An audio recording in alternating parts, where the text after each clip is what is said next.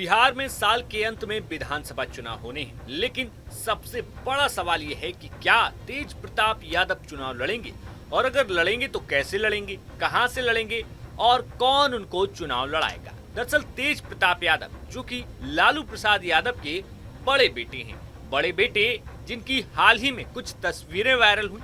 तस्वीरों के वायरल होने के बाद पिता लालू प्रसाद यादव ने अपने बड़े बेटे तेज प्रताप यादव को परिवार और पार्टी से 6 साल के लिए निष्कासित कर दिया। अब ऐसे में सवाल यह है कि तेज प्रताप यादव राजनीतिक व्यक्ति हैं तो चुनाव लड़ेंगे। ऐसे में एक तस्वीर बीते दिन सामने आई जब तेज प्रताप यादव अखिलेश यादव के साथ वीडियो कॉल पर बात कर रहे थे। इस तस्वीर को खुद तेज प्रताप यादव ने पोस्ट किया। उन्होंने लिखा कि आज मेरे परिवार के सबसे प्यारे सदस्यों में से एक यूपी के पूर्व मुख्यमंत्री माननीय अखिलेश यादव से वीडियो कॉल पर लंबी वार्ता हुई। इस दौरान बिहार के राजनीतिक हालातों पर भी चर्चा हुई। अखिलेश जी हमेशा से ही मेरे दिल के काफी करीब हैं और आज जब मेरा हालचाल लेने के लिए उनका अचानक से कॉल आया तो ऐसा लगा जैसे मैं अपने इस लड़ाई में अकेला नहीं हूं। अब इस ट्वीट के बाद चर्चा होने लगी कि आखिर कहीं ऐसा तो नहीं कि समाजवादी पार्टी तेज प्रताप यादव को बिहार में चुनाव लड़वा दी, क्योंकि राष्ट्रीय जनता दल यानी कि लालू प्रसाद यादव और तेजस्वी यादव की पार्टी के दरवाजे तो तेज प्रताप यादव के लिए बंद हो गए हैं। इन्हीं सबको लेकर आज उत्तर प्रदेश के लखनऊ में समाजवादी पार्टी के कार्यालय पर अखिलेश यादव प्रेस कॉन्फ्रेंस कर रहे थे। अखिलेश यादव से पत्रकारों ने जब तेज प्रताप यादव को लेकर बातचीत, चुनाव लड़ने को लेकर सवाल किया गया तो अखिलेश यादव ने तपाक से जवाब देते हुए कहा कि भाई वो विधायक हैं, राजनेता हैं तो चुनाव तो लड़ेंगे ही। और इसके साथ चुटकी लेते हुए अखिलेश यादव ने ये भी कह दिया कि दरअसल कॉल उनकी तरफ से 2 बार आया था। हमको लगा कि कोई इमरजेंसी ना हो, इसलिए हमने कॉल बैक किया तो वो वीडियो कॉल निकला और जब वीडियो कॉल शुरू हुआ तो उसके बाद काटे नहीं बना। इस सरकार में कुछ भी हो सकता है। सोचिए, बुलडोजर, पुलिस और बुलडोजर साथ साथ चल रहा है। उस पर प्रेस बाद में करेंगे। पहले प्लानिंग होती है, प्लानिंग की तस्वीरें हैं, कौन कौन बैठा है प्लानिंग में, और वही लोग बुलडोजर के जो उड़ जाता है उस पर बैठते थे वो लोग। इस सरकार में कुछ भी हो सकता है। अधिकार केवल इतना सुनते रहो बस। हालांकि मुझे नहीं पता था कि इतना सीरियस बात हो जाएगी। स्वाभाविक है, ये तो नई टेक्नोलॉजी है और हमारा उनसे संबंध भी है और पूरे परिवार से संबंध अच्छे हैं। और क्योंकि उनका कॉल आया था 2 बार तो मुझे लगा कि कोई इमरजेंसी तो नहीं है, तो उसी कॉल को मैंने दोबारा रीडायल कर दिया तो वो वीडियो कॉल था। तो अब जब वीडियो कॉल उठ जाएगा तो आप काटेंगे तो वो भी सिविलाइज्ड नहीं लगता है। तो हम पॉलिटिकल लोग क्या पूछेंगे, यही पूछेंगे ना चुनाव लड़ रहे हो कि नहीं लड़ रहे हो। तो इसलिए मैंने पूछा कि क्योंकि बिहार में माहौल है ऐसा कि चुनाव होने जा रहा है, विधायक हैं वो, इसलिए मैंने पूछा।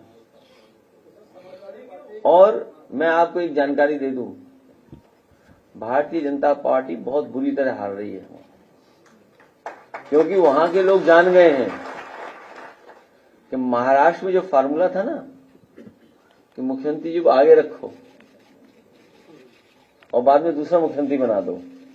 अब इस वीडियो कॉल की बातचीत के बाद सियासी गलियारों में तमाम तरीके के कयास लगाए जाने लगे कि क्या अखिलेश यादव तेज प्रताप यादव को अपनी पार्टी के सिंबल पर चुनाव लड़ा देंगे। क्या बिहार में तेज प्रताप यादव के लिए अखिलेश यादव उम्मीद की किरण बनेंगे। ऐसे में एक और सवाल अखिलेश यादव से दागा गया कि आप किसकी तरफ हैं बिहार में, क्या तेज प्रताप यादव की तरफ हैं या फिर तेजस्वी यादव। इस बात पर अखिलेश यादव ने साफ और खुले शब्दों में कहा कि इंडिया गठबंधन है और वो तेजस्वी यादव के साथ खड़े हैं। तेजस्वी यादव के साथ लालू प्रसाद यादव के भी साथ अखिलेश यादव हैं। सुनिए क्या कुछ अखिलेश यादव ने इस दौरान कहा। समाजवादी पार्टी तेजस्वी की मदद करेगी।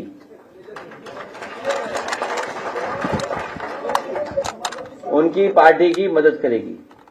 आदरणीय लालू प्रसाद यादव जी के साथ समाजवादी पार्टी खड़ी दिखाई देगी। जब कह दिया खड़ी दिखाई देगी साथ।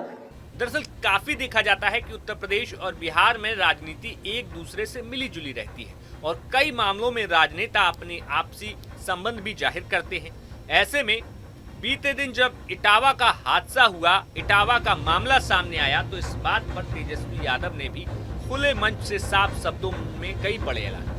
तेजस्वी यादव ने साफ शब्दों में कहा कि जब चुनाव आता है तो यही पिछड़े दलित जो हैं वो हिंदू बन जाते हैं, लेकिन जब कथा पढ़ने की बारी आती है तो दलित पिछड़ों को उनका सिर मुंडा दिया जाता है। सुनिए क्या कुछ तेजस्वी यादव ने यहाँ पर कहा।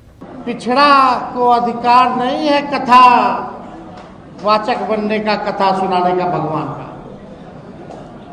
हम पूछना चाहते हैं भाजपा के लोगों से, आरएसएस के लोगों से, क्या हम लोग हिंदू नहीं है? क्या पिछड़ा समाज हिंदू नहीं है?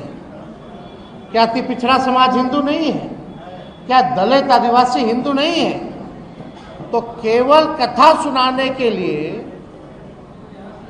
केवल एक ही जात के लोग कथावाचक क्यों हो सकते?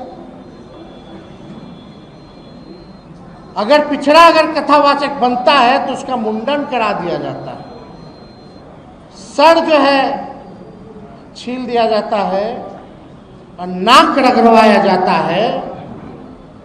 हम जरूर भरोसा दिलाएंगे कि अगर बिहार में इस प्रकार का अगर काम कोई करेगा तो हम लोग छोड़ने वाले लोग नहीं हैं। हम लोग बहुसंख्यक लोग हैं और आप देखिएगा कि पिछड़ा दान देने के लिए है, चढ़ावा चढ़ाने के लिए है, कथा सुनने के लिए भी है, लेकिन कथा सुनाने के लिए नहीं है। ये तो अन्याय है। तो हम लोग सब लोगों को एकजुट होने की जरूरत है। जो मौजूदा सरकार है, चाहे केंद्र में या राज्य में, सामंतवादियों ने कब्जा कर रखा है और बिहार से सामंतवाद को खत्म करके दिल्ली का भी सामंतवाद को हम लोग को खत्म करना पड़ेगा। बता दें कि साल के अंत में बिहार में चुनाव होने हैं। बड़ा सवाल सबके मन में ये है कि जहां तेज प्रताप यादव को पार्टी और परिवार से निकाल दिया गया है, तो ऐसे में क्या वो चुनाव लड़ेंगे? जी हाँ, तेज प्रताप यादव इतना तो ऐलान कर चुके हैं कि वो जो है जनता के सामने जनता की अदालत में जाएंगे, यानी कि चुनाव जरूर लड़ेंगे। अब ऐसे में तेज प्रताप यादव कहां से चुनाव लड़ेंगे, किसकी मदद से चुनाव लड़ेंगे और किसके खिलाफ चुनाव लड़ेंगे?